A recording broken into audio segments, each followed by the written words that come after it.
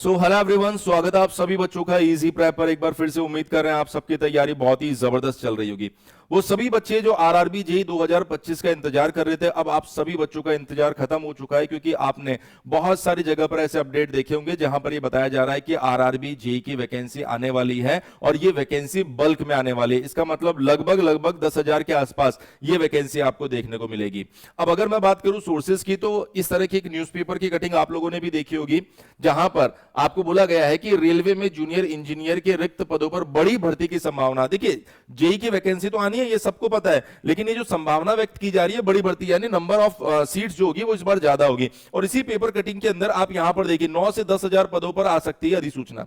इसके अंदर मेंशन किया गया है कि आपके पास में जो जेईई की वैकेंसी होने वाली है वो वैकेंसी लगभग लगभग 9 से 10,000 होगी।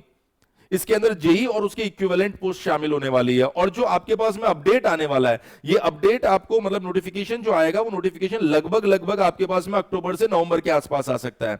और जैसे ही आपका नोटिफिकेशन आएगा उसके 4 महीने के आसपास आपका सीबीटी 1 का एग्जाम हो जाएगा और उसके 4 महीने के बाद में आपका सीबीटी 2 का एग्जाम हो जाएगा। आपको पता होना चाहिए कि जो सीबीटी 1 का एग्जाम होता है वो एक क्वालिफाइंग एग्जाम है, लेकिन आपको उसके लिए बहुत ही जबरदस्त तरीके से प्रिपरेशन करनी पड़ेगी, क्योंकि अगर आप उस क्वालिफाइंग पेपर के अंदर ही रह गए ना, तो भैया फिर सीबीटी 2 का गेम ही खत्म हो जाएगा आपका।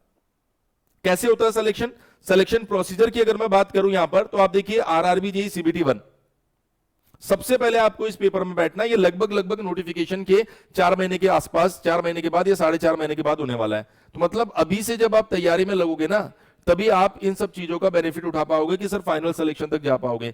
जब सीबीटी 1 का आप एग्जाम दोगे, 15 गुना बच्चों को सेलेक्ट किया जाएगा, सीबीटी 2 में पहुंच जाएंगे। सीबीटी 2 का जो पेपर होता है उसके अंदर आपका टेक नॉन टेक वाला दोनों पार्ट रहता है। यहां से 1:1 में स्टूडेंट्स को उठाया जाता है डीवी के लिए, और डीवी और मेडिकल जब आप क्लियर कर लोगे तब जाके आपका फाइनल सिलेक्शन होने वाला है। सो ओवरऑल जो हमने देखा है, अगर बच्चा ठीक ठाक प्रिपरेशन कर रहा है तो वो सीबीटी 1 तो क्वालिफाई कर लेगा, लेकिन सीबीटी 2 में दिक्कत आ रही है। और सीबीटी 2 में इस बार बहुत सारे बच्चों को दिक्कत आई, क्योंकि पेपर जो अभी 2024 के लिए जो पेपर 2025 में हुआ था वो 2019 के कंपैरिजन में बहुत अलग आ गया था। इसलिए इस बार जब आप तैयारी कर रहे हैं तो आपको इस चीज को ध्यान रखना है कि आपके पास में स्टेटमेंट वाइज क्वेश्चंस बहुत ज्यादा रहेंगे, तो आपको थ्योरी को बहुत ध्यान से पढ़ना है। और इवन आपको ईएससी के क्वेश्चंस भी प्रिपेयर करने पड़ेंगे, तब जाके आप फाइनली उन बच्चों को फाइट कर पाओगे जो पिछले 2-3 साल से इसकी तैयारी में लगे हुए हैं। पिछले साल अगर आपने एग्जाम दिया, आपसे कुछ गलती हुई है, तो आपके पास में गोल्डन अपॉर्चुनिटी है ये।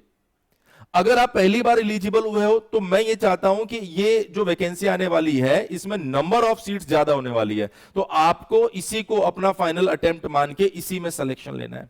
सर क्या सिलेबस होने वाला है, एग्जाम पैटर्न क्या होगा, कैसे तैयारी कर सकते हैं, हर एक चीज की जानकारी आपको इसी चैनल पर मिलने वाली है। इसलिए आप सभी बच्चों को इस चैनल पर बने रहना है और आपके लिए सारे अपडेट्स हम लोग इसी चैनल पर लाते रहेंगे। इस वीडियो में इतना ही, जल्दी मिलते हैं आप लोगों से नेक्स्ट वीडियो में कुछ और अपडेट के साथ। Thank you so much.